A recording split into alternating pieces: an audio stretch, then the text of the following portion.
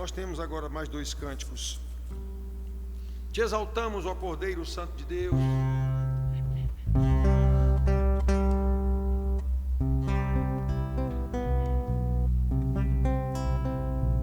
Te exaltamos, ó Cordeiro Santo de Deus, e declaramos as tuas maravilhas.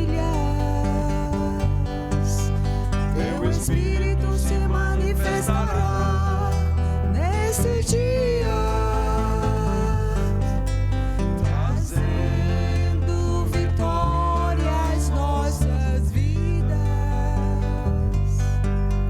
Te exaltamos, ó Cordeiro Santo de Deus, e declaramos as tuas maravilhas. Teu Espírito se manifesta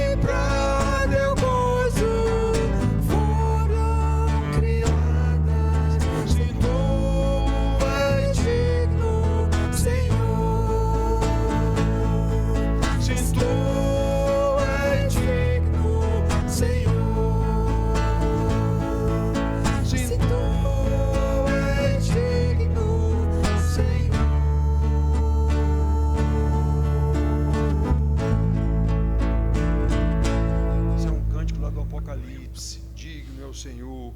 Graças te damos, Pai querido, porque um dia estaremos cantando esse cântico junto com todos lá no céu, junto com os 4 seres viventes, junto com os 24 anciãos, junto com miríades e miríades de anjos, e estaremos todos lá, Senhor, dizendo: Tu és digno, Tu és Senhor, louvado seja o Teu nome, Senhor, o Senhor da glória.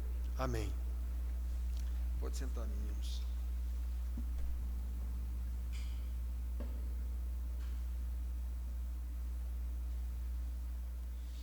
O que são esses 4 seres viventes lá do Apocalipse? Não sei, nem é da minha conta. Um dia a gente vai saber. Um dia a gente vai saber. Os 24 anciãos lá está dizendo que são os 24 príncipes e os 12 príncipes e os 12 apóstolos. Mas os tais 4 seres viventes, quem disser que sabe o que é, está dizendo por sua conta. A Bíblia não explica. Muito bem, meus filhos, então nós vamos hoje falar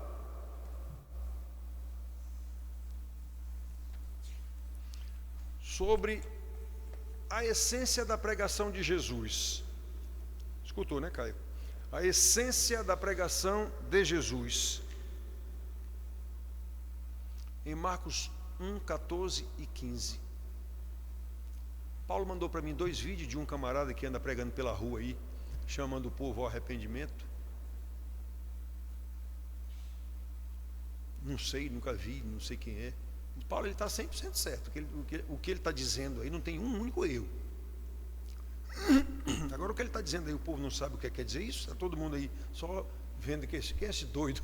Quem é esse doido aqui gritando no meio da rua aqui? Os filhos de Deus sabem o que ele está dizendo lá, mas os outros não sabem não. Nem querem saber. Estão apenas admirando aquele espetáculo, aquele maluco de paletó, todo molhado de suor, gritando no meio da rua para o povo se arrepender que Jesus está voltando. O que ele está dizendo está tudo certo, ele não falou nada errado aí. Então, a essência da pregação de Jesus, Marcos, capítulo 1, logo, versículos 14 e 15. Marcos, capítulo 1, versículos 14 e 15.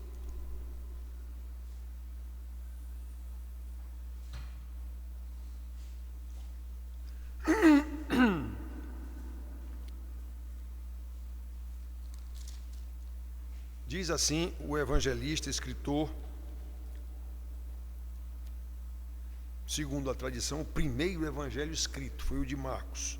Então ele diz assim: depois de João ter sido preso, foi Jesus para a Galiléia pregando o evangelho de Deus, dizendo: o tempo está cumprido e o reino de Deus está próximo.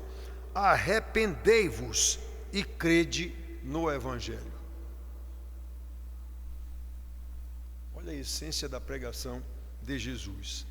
Então, irmão, no boletim, na mensagem do boletim, quem já leu, quem não leu, leia. Nós estamos falando sobre a igreja do clero, a igreja instituição e a igreja de Cristo, que é composta pelos salvos, o remanescente fiel, que está dentro da igreja instituição.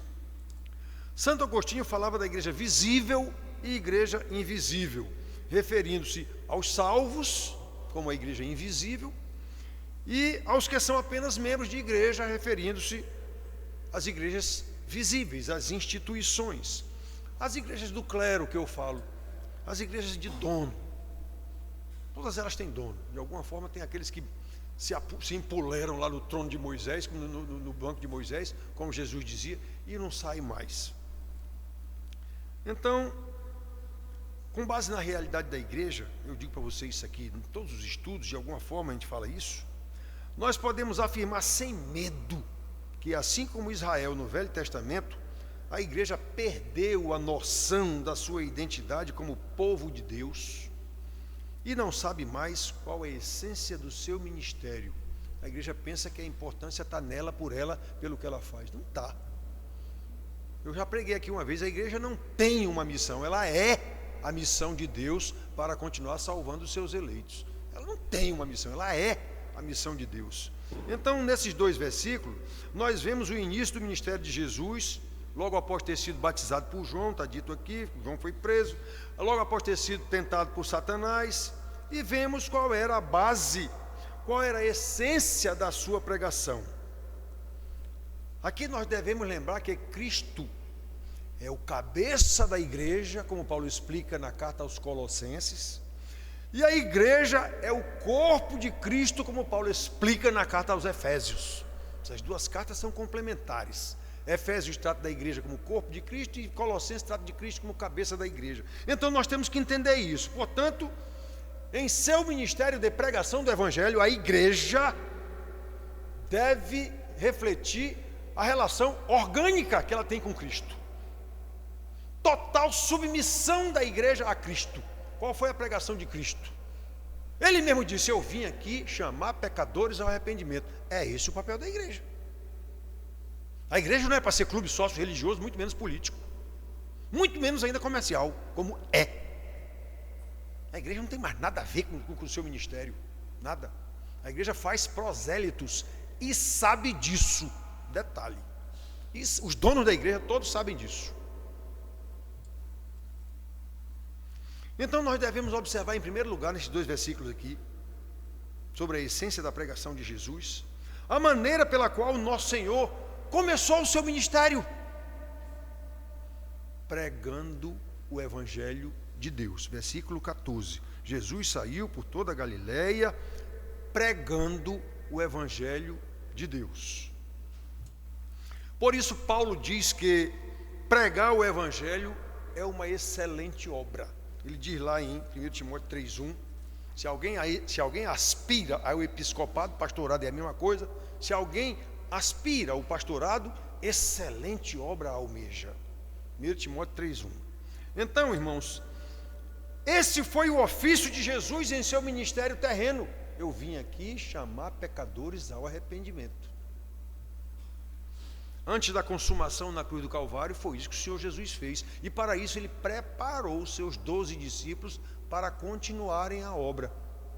O Evangelho de Lucas, escrito ao excelentíssimo Teófilo, ele diz: ó excelentíssimo Teófilo, eu fiz uma pesquisa aí, porque tem tanta conversa nessa história aí, que eu fiz uma pesquisa acurada, bem detalhada, para lhe dizer o que Jesus começou a ensinar e a fazer. Aí a carta de Atos, o livro de Atos é a continuação desse Evangelho de Lucas, é outra carta para o mesmo excelentíssimo Teófilo, dizendo o que os apóstolos de Jesus, os discípulos dele, continuaram a ensinar e a fazer. Pois é, então repare bem, esse foi o ofício de Cristo antes da consumação. Como podemos ver os evangelhos, as outras atividades realizadas por Jesus, tais como curas, milagres, sinais, prodígios, todas tinham o objetivo de levar as pessoas a crer na sua pregação, chamando pecadores ao arrependimento.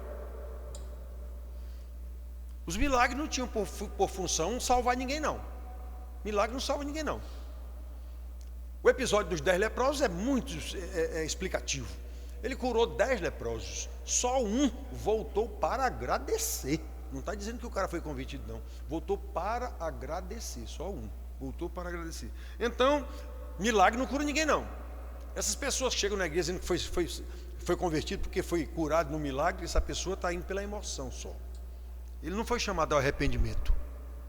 Então, irmãos, Jesus só queria que as pessoas crescem na pregação, como ele deixou muito claro lá na ressurreição de Lázaro. Ele orou ao Pai dizendo: Pai, eu estou orando aqui só para esse povo saber.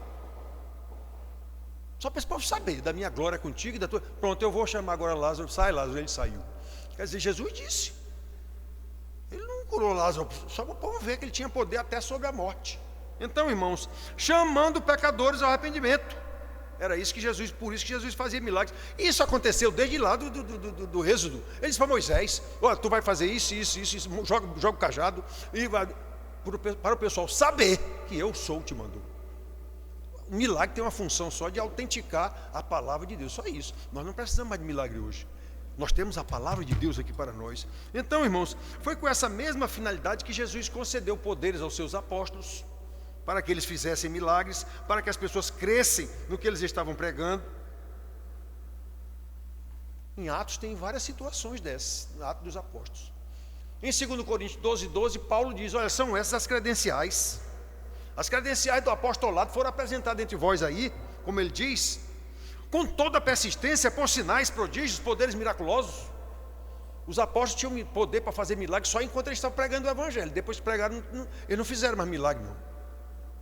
O último milagre registrado foi feito por Paulo lá na ilha onde ele naufragou, ilha de Patmos, João, Malta, na ilha de Malta, né? Por quê? Porque está dito lá que o governador, o pai do governador estava lá morrendo de diarreia, sei lá o quê, e Paulo o curou. Nunca tinha sido pregado o evangelho lá. Então, irmãos, mas não tem, depois da pregação inicial dos e estabelecida a igreja, já não houve mais tanto milagre como existia antes, não. Certo? Os milagres todos foram feitos pelos patriarcas, palavra de Deus, pelos profetas, palavra de Deus. Rei nunca fez milagre, como é o nome? Sacerdote lá nunca fizeram milagre. Os profetas, a palavra de Deus assim dito, fizeram milagre. O Senhor, que era a própria palavra, fez milagres, e os seus apóstolos, que era a palavra de Deus, fizeram milagre. Depois disso não tem mais, não é necessário. Nós temos a palavra, nós temos a palavra. Então, irmãos, nós precisamos saber disso.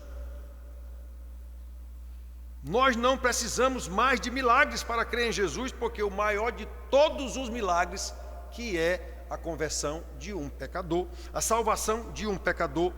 Meus irmãos, é tão grande a conversão de um pecador, que lá em Lucas, em 2 versículos, não estou lembrado agora, 10, 17, 10, 7, uma coisa assim, 7, está escrito que cada vez que um pecador se converte, os anjos dançam ciranda lá em redor de Deus.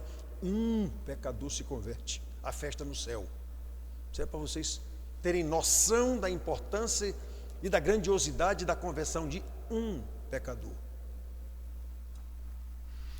Então nós não precisamos mais de milagre para ser convertido. A palavra de Deus está aqui, e a palavra de Deus, a pregação do evangelho é o poder de Deus para a salvação de todo aquele que nele crê. Romanos 1,16. É isso que eu tenho que saber. É por isso que eu pergunto: e por que a igreja não faz mais assim? A igreja, como eu disse no início, perdeu a sua noção. Ela perdeu, a igreja perdeu. Ela não sabe mais a essência do seu ministério. É chamar pecadores ao arrependimento. Mesmo os convertidos têm que continuar se arrependendo à medida que vão se santificando. Jesus, nas suas cartas lá de Apocalipse, não chama ao arrependimento 7 igrejas? Por que ele chama ao arrependimento daquelas igrejas? Porque estavam mundanizadas, estavam secularizadas, como nós estamos hoje. Cadê a igreja aqui? Isso é legalismo seu, pastor. O pessoal tem direito de assistir o jogo. Eu sei que tem. Eles têm direito de ir para o inferno também. Deixa ele ir para o inferno, o problema dele. Não, esse é legalismo, porque hoje é jogo, todo mundo queria ver o jogo de todo mundo. Eu não sou todo mundo. Eu não sou todo mundo. Aí você critica o governo porque fechou a prefeitura, fechou não sei o quê, quando o jogo é dia de semana, fecha a prefeitura, fecha banco, fecha tudo, você critica. O cara que é empresário, eu conversei com um empresário, um amigo meu, e ele dizendo: rapaz, como é que pode, meu amigo? O Brasil está parado para ver um jogo. Como é que pode? O governo está parado para ver um jogo. O cara do mundo, criticando o mundo na sua atitude. O cara é empresário, ele não quer perder a produção da empresa dele numa tarde inteira por causa de um jogo. Eu digo, e a igreja acha que está certo em fazer a mesma coisa. E o que é que quer dizer a palavra de Paulo em Romanos 12:1? Rogo-vos pelas misericórdias de Deus que não vos conformeis com o presente século. Igreja, vocês não podem ser igual ao mundo. Para que serve isso? Então, irmãos, por que a igreja não age mais assim? Porque ela perdeu o rumo, que nem Israel perdeu o rumo lá no Velho Testamento. Vemos todo tipo de ativismo eclesiástico na igreja, padres e pastores popstar. Caramba, os caras são muito importantes. Milhões de pessoas aqui, padre veio aqui no Busto de Tamandaré, quando é um pastor tal, famosão também. É a festa maior do mundo. Hoje no carnaval, em todo canto, no Rock in Rio, no Lollapalooza, não sei o quê, já tem um palanque lá para os evangélicos. Farinha do mesmo saco, tudo no mesmo balaio, tudo no mesmo carnaval, no mesmo Lollapalooza.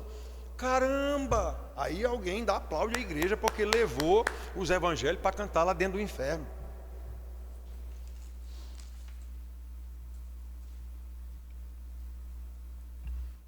Eu já confrontei uma vez 3 pastores no carnaval, aquele bloco Bom a Beça, que a gente tinha aqui, o nome do bloco era Bom a Beça, bloco de carnaval,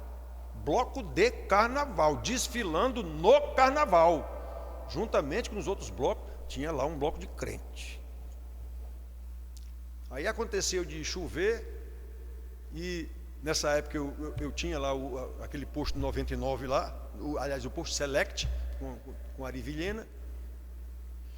Foi na hora que eles iam passando, o posto estava fechado, com cordas, com tapume. Aí como começou a chover forte, a gente abriu o tapume para os crentes entrarem lá e ficarem embaixo da coberta do posto. A gente abriu. Aí tinham 3 pastores. Eu lá conversando com eles, ficaram lá conversando comigo e tal, enquanto passava a chuva. Aí, rapaz, não sei o que, uma benção, uma benção, o que, uma benção, uma benção, uma benção, uma benção. Aí depois deles falarem de tantas bênçãos que eles estavam tendo lá no bloco de carnaval, aí eu disse, irmãos, eles me conheciam, todos eles me conheciam também. Eu era presbítero. Eu disse, irmãos, me respondam com toda sinceridade. Vocês estão lembrando mesmo de Deus nessa história aí? Essa bênção, vocês têm certeza que vocês estão louvando a Deus aí nesse negócio? Um olhou para o outro assim, eu digo, não precisa responder não. Não precisa responder não. Podem continuar no carnaval de vocês aí. É brincadeira, a gente se engana, rapaz. O diabo é tão astucioso que ele faz a gente achar que está fazendo certo. A igreja perdeu o rumo faz tempo. Faz tempo.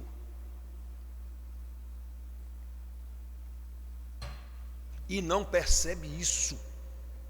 Pessoas que eu falo lá no meu prédio, o senhor é pastor? Eu digo, sou. Eu sou da igreja tal. Eu digo, tá.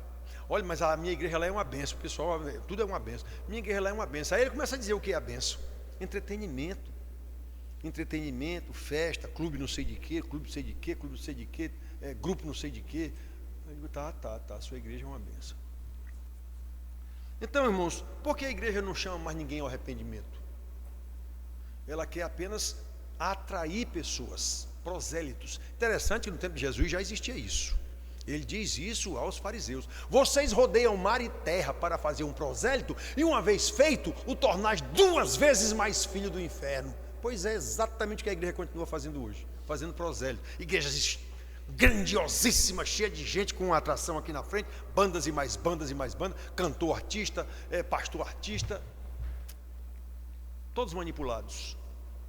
Cegos, guia de cegos, cairão todos no barranco. Palavra de Jesus. Então, irmãos, nós vemos isso aí. Animadores de auditório, cantores, bandas e mais bandas, cânticos e mais cânticos, entretenimento de multidões e nenhuma pregação do Evangelho de Deus, chamando pecadores ao arrependimento, como Jesus pregou, ensinou e ordenou. A última ordem de Jesus aos seus discípulos está lá no final de Lucas, capítulo 42, todos os 4, 5, 6 versículos. Ele está dizendo: vocês são testemunhas, vocês viram tudo o que aconteceu. Pois é, agora vocês vão contar essa história que vocês viram, chamando pecadores ao arrependimento para que sejam perdoados os seus pecados. Foi essa ordem que Jesus deu aos seus discípulos para pregarem, que foi a pregação dele. Eu vim aqui chamar pecadores ao arrependimento. Eu vim buscar as ovelhas perdidas de Israel. A igreja perdeu totalmente a noção disso. Não existe mais isso na igreja. Aí este é o segundo aspecto que nós queremos abordar aqui, nestes 2 versículos. Qual é a base? Então, Jesus saiu pregando o Evangelho de Deus. Primeiro aspecto, Jesus saiu, ele veio aqui, ele saiu pregando. As curas ou não sei o que, ele fazia porque estavam inseridas no contexto da pregação, lá do seu poder. Então o segundo aspecto é, o que era que ele pregava? Arrependei-vos e crede no Evangelho. Esta é a mesma antiga pregação que todos os fiéis mensageiros de Deus têm pregado desde os primórdios do mundo, desde Noé, que passou lá 120 anos fazendo a arca dele e o povo não estava nem aí. A história de se arrepender, coisa nenhuma. todos os profetas, lá em 2 Reis 17:13, Jesus diz: olha, eu mandei todos os meus profetas, para avisarem vocês aí, e vocês não quiseram conversa. O Senhor advertiu a Israel e a Judá por intermédio de todos os profetas, dizendo: voltai-vos dos vossos maus caminhos e guardai os meus mandamentos e os meus estatutos, segundo toda a lei que prescrevi a vossos pais e que vos enviei por intermédio dos meus servos os profetas. Porém não deram ouvidos. Eu chamei através de todos os profetas. Jesus veio aqui exatamente chamar pecadores ao arrependimento e crer no Evangelho. Mandou seus apóstolos continuarem fazendo isso. Seus apóstolos fizeram as cartas apostólicas. Atos está aqui, e depois as cartas apostólicas todas. Final da Bíblia, 7 cartas de Jesus para igrejas, chamando ao arrependimento. E por que é que a igreja não faz mais isso? Porque é um clube sócio-religioso comercial.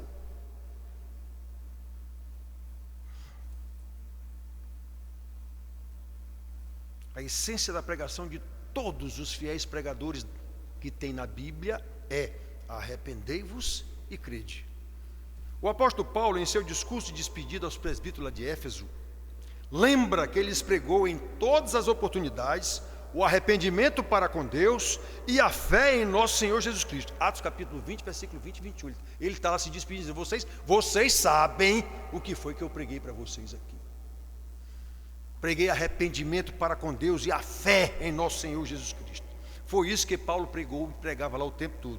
A mesma velha pregação, cuja base é: arrependei-vos e crede. Quando ele estava sendo levado preso lá na frente de Festo, na frente de Agripa, mais de uma vez ele disse isso. Qual foi o pecado que eu cometi? Se eu cometi algum pecado digno de morte, pode matar, não tem problema não. Agora, qual foi o pecado? O que eu fiz foi chamar pecadores ao arrependimento. Todo mundo aqui é testemunha. Foi isso que eu fiz. Então, arrependimento e fé, portanto, devem ser a base da pregação de todo ministro fiel ao Evangelho. Por quê? Porque esta é a essência da pregação do Evangelho da salvação, pregada, ensinada e ordenada pelo nosso Senhor Jesus Cristo, que é o Senhor da salvação. E nós sabemos que essa pregação, se para os incrédulos é poder de Deus para a salvação de todo aquele que nele crê, para os salvos é poder de Deus para santificá-los, a fim de que eles cresçam em estatura, para ser igual a Cristo, para que ele seja o primogênito entre muitos irmãos. Romanos 8:29. Nós seremos santificados até nos tornar a semelhança de Jesus, para que ele seja o primogênito entre muitos irmãos. O que quer dizer isso? Ele foi o primeiro que subiu para o céu com corpo e tudo, pois nós vamos segui-lo. E para segui-lo, temos que estar iguais a ele. Não podemos esquecer, irmãos, que todos nós lemos aqui, e eu frisei na hora, por natureza éramos filhos da desobediência, Efésios 2:3, que nós lemos aqui.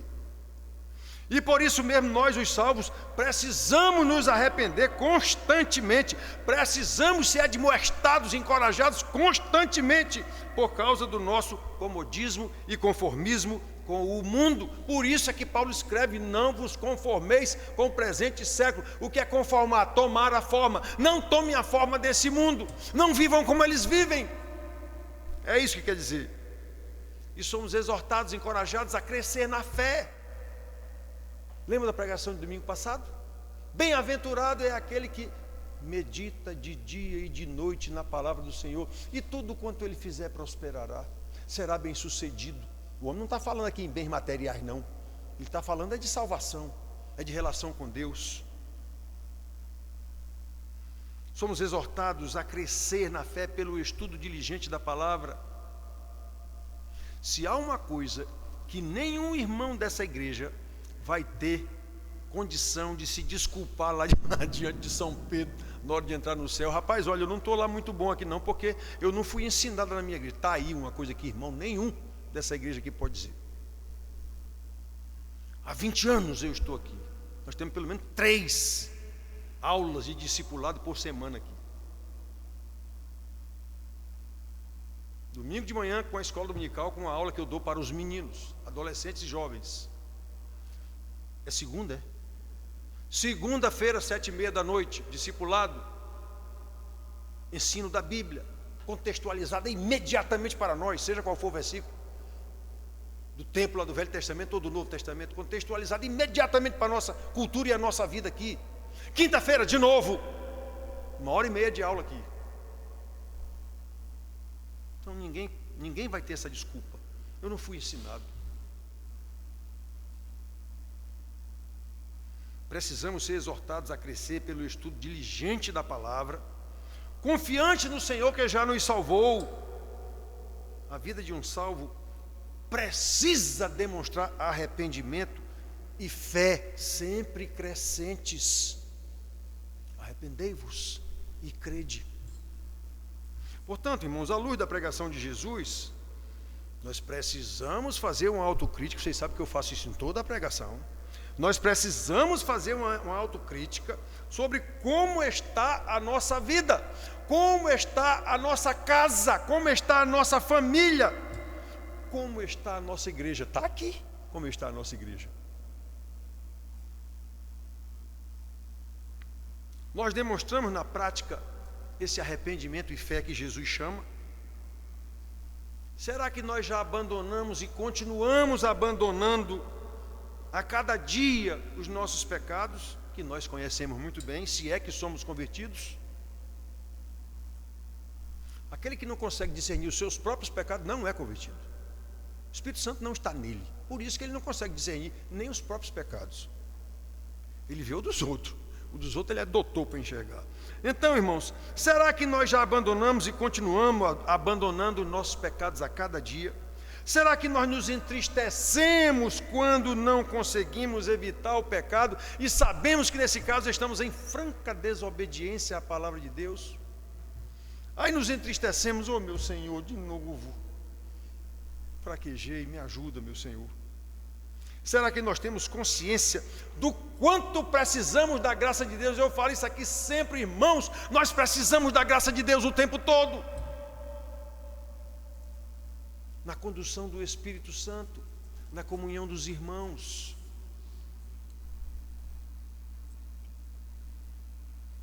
Eu tenho dito para vocês de algum tempo para cá, desde que se conseguiu fazer com que os jovens da igreja, 10,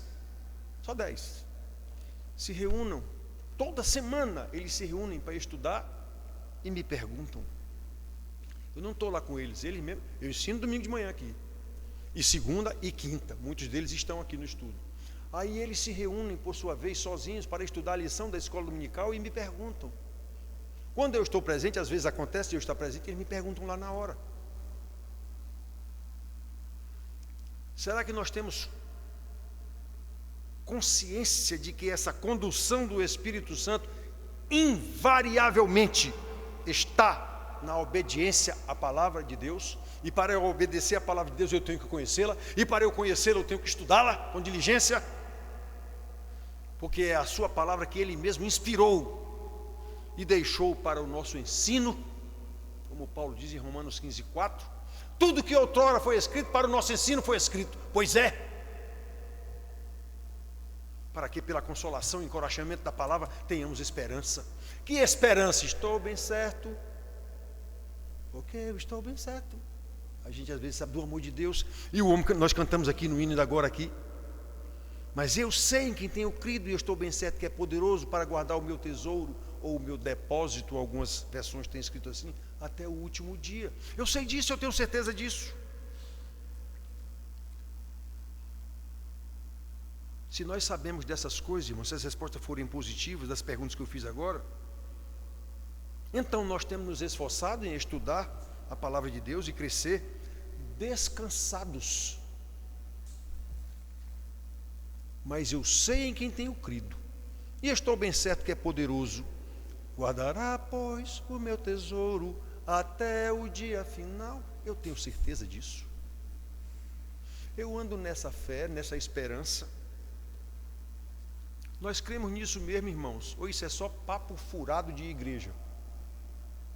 E nós, prosélitos, membros de igreja, nós cremos que o Senhor Jesus, que pregou a necessidade de arrependimento e fé, é o mesmo Deus que nos justifica com a sua própria justiça, para que Ele seja justo e justificador daqueles que o buscam, Paulo ensina em Romanos, e advoga a causa junto ao Pai. Romanos de novo 8, 33 e 34, diz que Ele está lá sentado à direita do Pai e intercede por nós. Quem os condenará? Quem nos condenará? É Deus que nos justificou, é Jesus que nos justificou antes, está lá, ressuscitou, está sentado à direita do Pai e intercede por nós. Romanos 8, 33 e 34. 1 João 9, se confessarmos os nossos pecados, Ele é fiel e justo para nos perdoar os pecados e nos livrar de toda injustiça, o Senhor. Lá em 1 João mesmo, mais adiante, capítulo 2, versículo 1, se pecarmos, temos um advogado junto ao Pai. Nós cremos nessas coisas, irmãos, e andamos demonstrando essa fé. Arrependei-vos e crede. Eu tenho que me arrepender o tempo todo e crer que o Senhor realmente está me conduzindo. É isso, irmãos queridos, é isso. Arrependei-vos e crede. Foi a mensagem básica pregada pelo Senhor Jesus e continua sendo a mesma velha mensagem do Evangelho da salvação que devemos pregar. Por isso, roguemos a Deus que nos conceda graça de sermos mensageiros fiéis. Nós pregamos aqui há 2 domingos atrás sobre a testemunha fiel, a palavra fiel do Senhor. Eu já vi algumas oportunidades na nossa igreja presbiteriana. Isso foi uma das coisas que eu fiquei assombrado. Eu passei 15 anos fora da igreja, vocês conhecem essa história. Minha igreja era o Banco do Brasil, passava lá de manhã até de noite, todos os dias, inclusive sábado e domingo às vezes. Quando eu voltei para a igreja 15 anos depois, minha igreja presbiteriana, onde eu nasci e me criei. Quando eu voltei para a igreja 15 anos que eu passei afastado, eu digo, que é isso? Que igreja é essa? Isso não é a minha igreja que eu saí há 15 anos atrás. Cheia de modismo, cheia de... Mas que marmota é essa? Pois é, 15 anos é como a gente quando vê um bebê que nasceu, aí 15 anos depois de menino, tu estás desse tamanho. Você vê a diferença? Pois é, eu vi a diferença de como a igreja perdeu o rumo em 15 anos que eu passei fora. Isso não é a minha igreja? Não estou dizendo que ela é melhor do que as outras, mas digo que isso não é a minha igreja.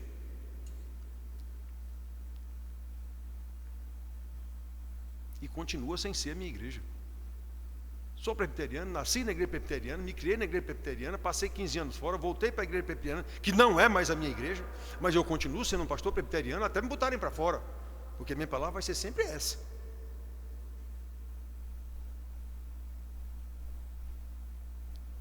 Arrependei-vos e crede. Por isso rogamos a Deus que nos conceda a graça de sermos mensageiros fiéis, verdadeiras testemunhas de Cristo, uma igreja cuja vida e ministério seja a simples e velha pregação do Evangelho da salvação, observada a sua mensagem básica, como o Senhor Jesus pregou, ensinou e ordenou, tanto para incrédulos como para os salvos. Arrependei-vos e crede. Que Deus nos abençoe, a fim de que compreendamos a sua mensagem e vivamos em santa obediência à palavra de Deus, tudo para louvor da sua glória. Amém.